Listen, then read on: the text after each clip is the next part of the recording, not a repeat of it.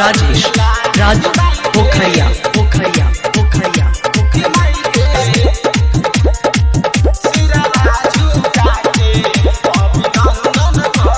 सजल पंडाल पूरा फूला बना से भर देले बा सखी सजल पंडाल पूरा फूला बना से भर देले बा सिरवा झुका के अभिनंदन करेला कि माई के सिरवा झुका के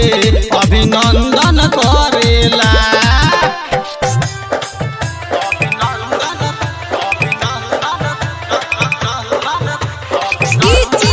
राजेश राज पोखरिया पोखरिया पोखरिया का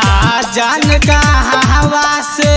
लाइल बसखी सजल पान डाल में उ बतिया लगावे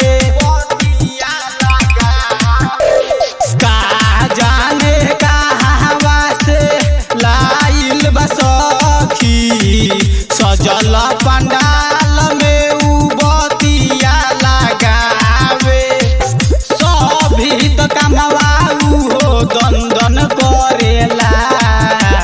सजल पंडाल पूरा फूलवना से भर देले बा सिरवा झुका के अभिनंदन करेला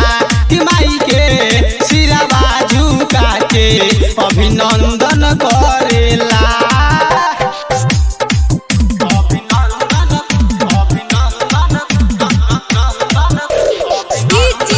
राजेश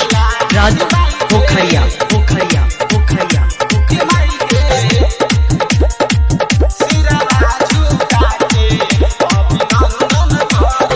संजय दीवाना हरदम गावे लगी पिया सजल पान डाल में मचौले हल बलिया संजय दीवाना हरदम गावे लगी पिया सजल पान डाल में मचौले हल बलिया रोहित प्रियंका देख माना करेला सजल पंडाल पूरा फूलवना से भर देले बा सिरवा झुका के